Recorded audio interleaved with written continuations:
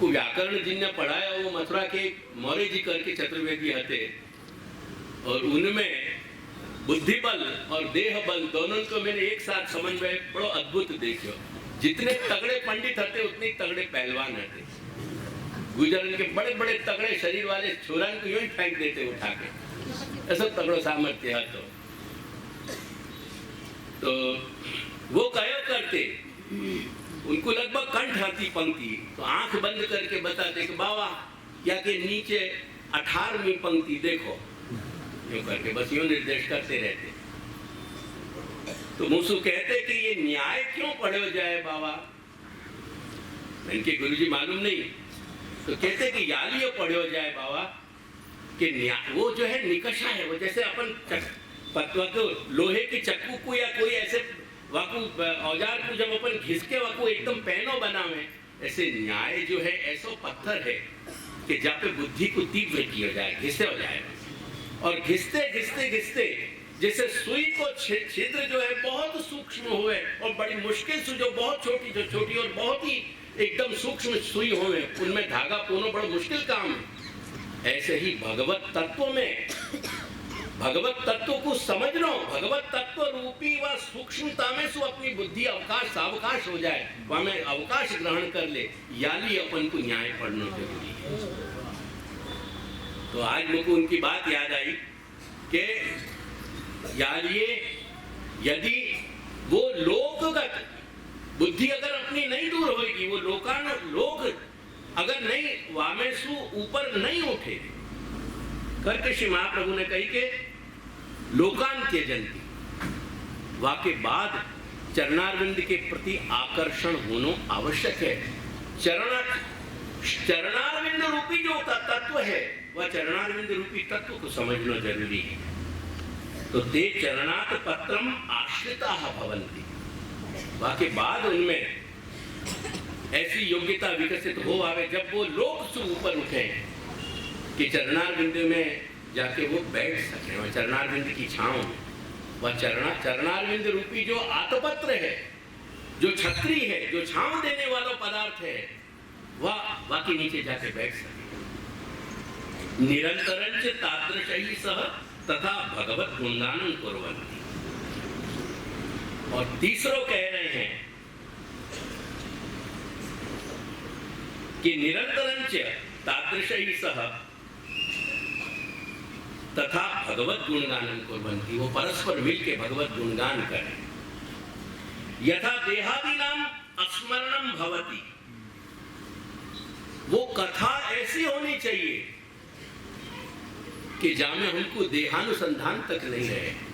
देखो एक बात समझो, कोई भी आदर्श जब स्थापित किए जाए ना, ये कभी कभी लोगों को, बाबा ने बहुत छोटे हते तब मुझसे पूछी थी एक बार कि नायना अशक्योपदेश जो है वह को क्या निराकरण है, यानी जो उपदेश सामने हो अलौकिक वाणी के लेकिन अपन को अशक्य लगते हो तो उनको क्या निराकरण है। मैंने कहा बहुत अच्छा प्रश्न किया बेटा, बहुत बहुत एकदम मैं समझो 15-16 वर्ष के या 14-15 वर्ष के होंगे। तो आदर्श है ना, अभी भी यहाँ बहुत सारे लोग बैठे होंगे या कुछ लोग हो सके कि जिनको साइकिल पर भी बैठने को डर लगता हो, जो 2 व्हीलर भी चलाने में डरते हो। तो ये मतलब नहीं है कि 2 व्हीलर चलाने में या साइकिल पे बैठने पे जिनको डर लगता हो, उनकी तुलना अपन स्पेस लैब में 2-2, 3-3 वर्ष जो निकाल रहे हैं नॉन ग्रेविटेशनल जोन में, उनके संग करने लग जाए। मनुष्य को विक्रम कहां हो सके वह बात को समझने को प्रयास कर। तो विक्रम जो है वो हमेशा श्रेष्ठतम लिए जाए। तो लोक से ऊपर उठ जानो, लोकानुगत पशुन का व्यवहार छोड़ देनो और परस्पर व गुणवाद में देह धर्मन को निर्यापित कर देनो, ये उच्चतम श्रेष्ठतम आदर्श है। ये आदर्श को अपन देखते रहेंगे तो कहीं अपन को दिशा बोध मिलती रहेगी। ये आदर्श ही इन शब्दन में श्रीमद् भागवत के और श्री महाप्रभु की वाणी के ऐसे शब्दन में कहे गए। जो आदर्श हैं, जो विक्रम है, वो विक्रम ही हमारे लिए राडार सिस्टम है। उनसे ही हमको संकेत मिल रहे हैं कि हमको दिशा कौन सी पकड़नी है। अगर उनसे दिशा लेनो हमने बंद कर दियो, यदि वो दिग्बोध हमको नहीं भयो, वो दिशा को बोध नहीं भयो, तो वो हम दिशा को ही नहीं समझ पाएंगे। तो जो अवकाश यान में जा रहे हैं और जो साइकिल पे जो चल रहे हैं, आज भी बहुत सारे लोग प्लेन में बैठने में तकलीफ हो गई। मैं कभी कभी श्रीमती को कहूँ ये बात, हस्तमिला पाणी ग्रहण के बाद ये सामने से कभी हाथ छूती तो प्लेन में ही छूती, आज करके जब टेक ऑफ हो तो लैंडिंग होती तब एकदम हाथ पकड़ तो मैं कह चलो यार प्लेन यात्रा को टेक ऑफ को लैंडिंग को इतना तो जो है तो फल सुखद फल मिल जाओ कि श्रीमती ने हाथ पकड़े। तो आज भी ये सब चीजें हैं। या तो मतलब ये नहीं है कि हम आदर्श दिशा को बोध लेना चाहिए। यहाँ ये बात नहीं कही जा रही है ये कि कहीं आदर्शतम जो आदर्श को जो उच्चतम विक्रम है वह बता के हमारे अंदर कोई हीन भाव दिए जा रहे हैं, ऐसा नहीं है। जितने भी आदर्श हैं, आदर्श को एक मतलब क्या हो गया मालूम है तुमको? कांच को भी आदर्श कहें। कितने लोग हैं यहाँ जो हाथ ऊंचा करके कह सकें कि वो कांच नहीं देखे? बताओ। आदर्श में कांच देखेंगे तो हमको अपनी आकृति को ख्याल आएगा। तो आदर्श सु हमेशा यही वो दर्पण है, वो हमको हमारे व्यक्तित्व को दिखलावे और वह व्यक्तित्व को दिखलाते हुए हमको एक प्रेरणा को संकेत दे गए कि कहां पहुंचना है। तो इन आदर्शन में एक ऊर्जा भरी गई है, उत्साह भरा हुआ है। अगर हम लोक से ऊपर नहीं उठे, अगर हम लोकानुगत पशुवत व्यवहार नहीं छोड़ सके हैं, अगर हम परस्पर पद गुणवाद सिंधु व गुणवाद के सिंधु में अगर हम आलोड़न बामे बाकी तरंगन में हम अपने आप को नहीं छोड़ पाए हैं, तो कहीं ना कहीं हमको अपनी दिशा को इनमें से खोज लेना है कि ये प्रयास तीनों हमको करने हैं, क्योंकि इन तीनों को आनो श्री महाप्रभु की वाणी की दृष्टि से बहुत जरूरी आवश्यक करके कह रहे हैं कि निरंतरं चितादर्शैः सह तथा भगवत गुणगानं कुर्वन्ति यथा देहादीनां अस्मरणं भवति, जैसे देह इत्यादि को स्मरण नहीं है। यदि एतन मध्य, जो मैंने कृष्ण भट्ट की वार्ता सुखाया समझाया, यदि एतन मध्य एकमपि न्यूनम भवेत्, यदि एक भी तीनों में से कोई गुण नहीं आएगा या विकसित नहीं हो पाएगा, तो न स वैष्णवो मुख्य, वो मुख्य वैष्णव वो प्रधान कोटि में नहीं आएगा, वो अग्रगण्य कोटि में नहीं आएगा। जब आगे गिने हो जाए, जब उंगली पे गिने हो जाए, वह कोटि में नहीं आ सकेगा। यथा लोकास्त त्यक्तव्या एवमेव भगवत भक्ता अपि लोकानुगताश्चेत त्यक्तव्या ही। ध्यान दीजिए, या बात को अगर नहीं सीख पाए ना, तो कहीं ना कहीं कूप मंडूक की तरह, जो केवल एक खाबोचिया जाके गुजराती में तुम्हारे के पोखर को सागर मान के रहने वालों हमें जो मेढक है, बाकी तरह अपन भी यही मानते रहेंगे कि अपन वैष्णवन के संग में। या बात पे ध्यान दीजिए, श्री महाप्रभु की बहुत बड़ा स्टेटमेंट है, टॉलेस्ट, महाप्रभु के टॉलेस्ट, सभी टॉलेस्ट स्टेटमेंट है, लेकिन one of the tallest statements है श्री महाप्रभु को आज्ञा कर रहे हैं कि यथा लोकास त्यक्तव्या, जैसे लोक जागतिक लोगन को संग हमको छोड़ना है। ये लोक में दो है, न तो लोक की हमको अभिलाषा रहे, जैसे कर्म मार्ग से कर्म करने वाले लोग, शास्त्र मार्ग से आगे जाने वाले लोग, या पृथ्वी लोक के अलावा भी स्वर्ग इत्यादि लोकन की कामना रखें। तो ऐसे सारे लोकन को या में से माइनस कर दिया है, उनको जो है उनको दूर किया है, उनको व्यावर्तन किया है, उनको हटाया है, और लोक यानी जागतिक जो मानव समाज को जो व्यवहार है, उनके मानव समाज के प्रत्येक व्यक्ति को गिन के भी यहाँ लोक शब्द कहे गए हैं। तो कह रहे हैं कि जैसे लोकल को छोड़ देना चाहिए, जो लौकिक है प्रवाही है, ऐसे समस्त लोगन को छोड़ देना चाहिए। वाइतरेषु यदि भगवत भक्त कहे जाने वाले लोग, जिनको हम भगवत भक्त मान बैठे हैं, ऐसे कहे जाने वाले भगवत भक्त भी यदि लोकानुगता, यदि उनको आचरण भी लोकानुगत हो, लोक की तरह ही हो, दुनियादारी की तरह ही वो व्यवहार भी करते हों, तो ऐसे भक्तन को भी छोड़ दें, क्योंकि वो तुम्हारा हित नहीं कर रहे हैं। यही स्थिति वर्तमान में सत्संग मंडलन के नाम पे और सत्संग के नाम पे जो प्रवृत्तियां चल रही हैं, वहां में यही चल रहे हैं। करके जब बाबा के तलोद को जो प्रवास भयो, वहां के परिणाम स्वरूप वहां प्रोफेसर अमृत भाई करके जो व्यक्ति हैं, उनने मुझको एक लंबा पत्र लिखे और वहां में उन्होंने बहुत सारे पॉइंट लिखे थे। मैंने पॉइंट वाइज उनको जवाब दियो। अंत में उन्होंने ये लिखी थी कि हर जगह सत्संग मंडल स्थापित होने चाहिए ताकि श्री महाप्रभु की वाणी को प्रचार और प्रसार हो सके। मैंने कहा कि ये सत्संग मंडल की बात योग्य नहीं है, क्योंकि वो जो सत्र पूर्व वहां में उपसर्ग लग रहे है, वहां की जगह वो उपसर्ग जो है या वो पद जो है, शब्द जो है, वो दू बन गए है, द उ और विसर्ग की दो बिंदु। वो सत्संग न रह करके वो दुसंग करके शिक्षा केंद्र चलने चाहिए, शिक्षा के केंद्र बनने चाहिए कि जहां श्री महाप्रभु की वाणी को शिक्षा की शिक्षा मिले। जो भावना वेदान के नाम पे जो कुछ श्री महाप्रभु के मार्ग में दूषण लाए जा रहे हैं, वो दूषण को कम से कम कहीं उन पे कहीं रोक लगे, उन पे कहीं प्रतिबंध था। कहने को तात्पर्य मेरा यह है कि वहां कहने को भक्तन को भी छोड़ देना चाहिए यदि वो लोकानुगत हो, वो यदि लोक व्यवहार उनमें भी लौकिक प्रवृत्तियां दिखाई देती हों, वो भी लोक प्रधान मानसिकता से यदि जीवन जीते हों, यापन करते हों, उनके अंदर भी काम क्रोध लोभ मोह मद मात्सर्य मनुष्य मात्र में हो गए, ये मैं स्वीकार सकूं, लेकिन उन सब की सीमा ऐसी है कि जो मनुष्य के व्यक्तित्व को हानि नहीं पहुंचाए। तुम नमक लेना बंद कर दो, वो भी कहीं हानि करे। तुम अत्यधिक खांड लेना चालू कर दो, वो अत्यधिक जो है खांड भी तुमको नुकसान करेगी। तुम अत्यधिक जो है जामे बहुत गरिष्ठ, बहुत ही रिच जाको कहो तुम, ऐसा जो भोजन है वो करना शुरू कर दो, तो भी आतंक के लिए भारी पड़ जाए। और जिनसो आतंक को पोषण नहीं मिले, ऐसा रूखो सूखो भी भोजन करोगे तो भी तुम सर्वाइव नहीं कर पाओ।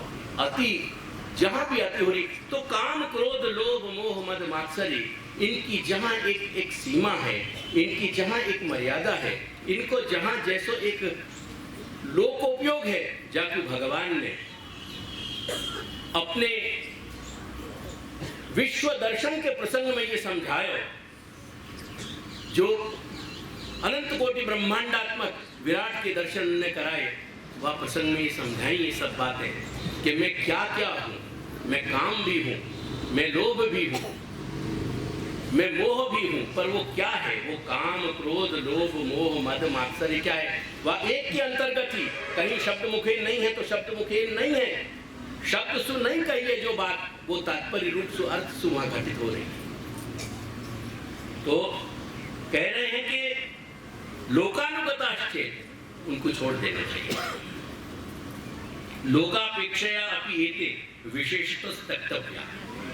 देखो पंक्ति देखो, ध्यान दो, लोक की अपेक्षा से भी ऐसे कहे जाने वाले जो रामनामी दुपट्टा ओढ़ के बैठे भय हैं, उनको संग छोड़ना विशेष जरूरी है।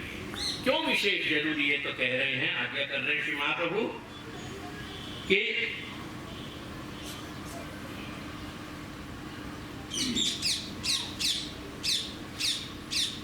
इत्यत्र हेतुमाह पशु नीति, ये पशु शब्द का है कि लोकानुगत जो पशु है उनकी तरह। वो लोकानुगत पशु कैसे, वह को समझा रहे हैं श्री महाप्रभु कि अंधश्चेत कूपे पतति।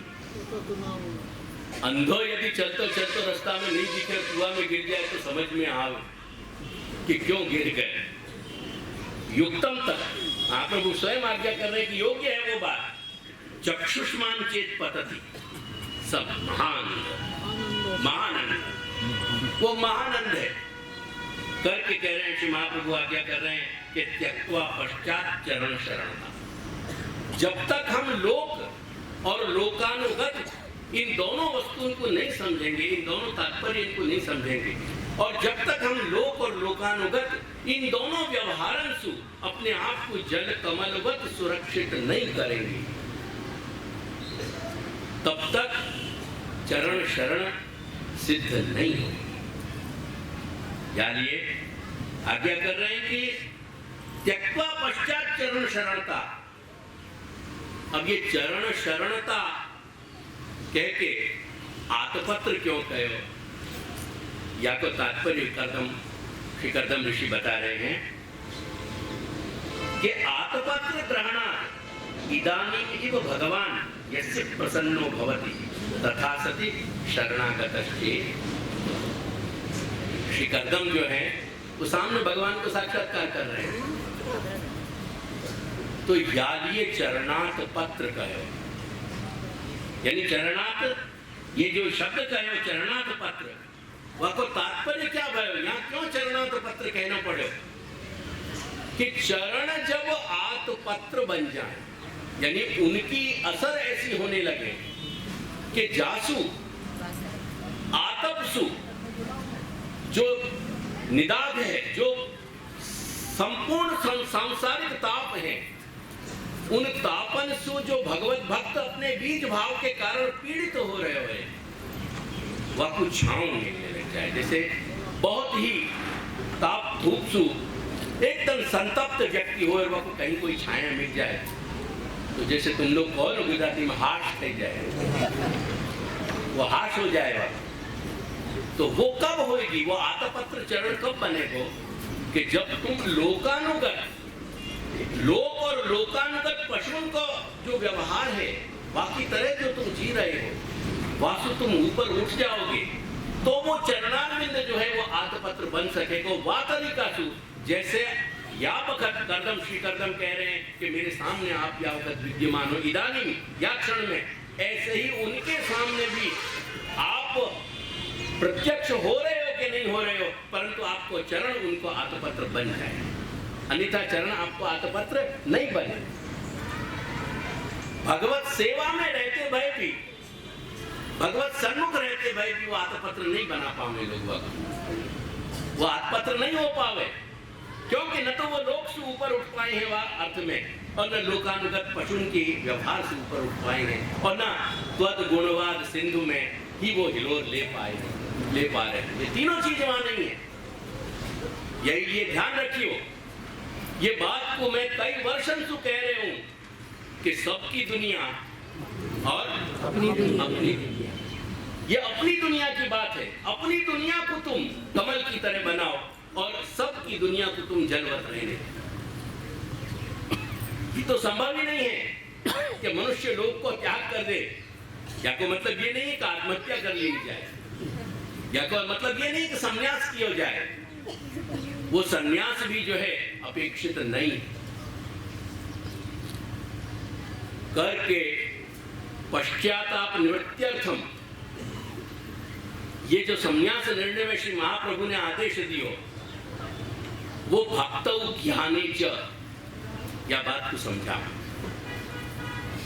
श्री महाप्रभु स्वयं अपने आप को संबोधन कर रहे हैं और अपने निस्सु, अपने स्वयं के स्वरूप को कारण बना के अपन सबन को शिक्षा दे रहे हैं, अपन सबन को शिक्षा दे रहे हैं। पश्चाताप निवृत्त्या,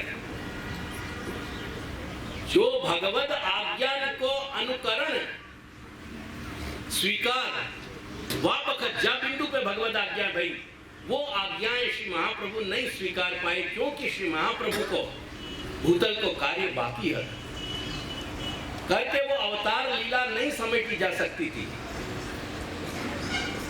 या लिए वो जो वह बिंदु पे, जा बिंदु पे भगवान ने आज्ञा करी, श्री गोवर्धन धरण ने आज्ञा करी। मेरी बात समझ में आ तो आ रही है सबको? तो वो जो बिंदु हतो वो बिंदु नहीं स्वीकार कर सके श्री महाप्रभु अपनी या भूतल के दैवी जनन के उद्धार की क्रीड़ा के कारण करके श्री महाप्रभु कह रहे कि पश्चाताप निवृत्ति। अब पश्चाताप की निवृत्ति के लिए मैं त्याग को निरूपण जो है, त्याग को विमर्श करूंगा कि त्याग को स्वरूप क्या है। ये पहली पंक्ति को आशय है संन्यास निर्णय की।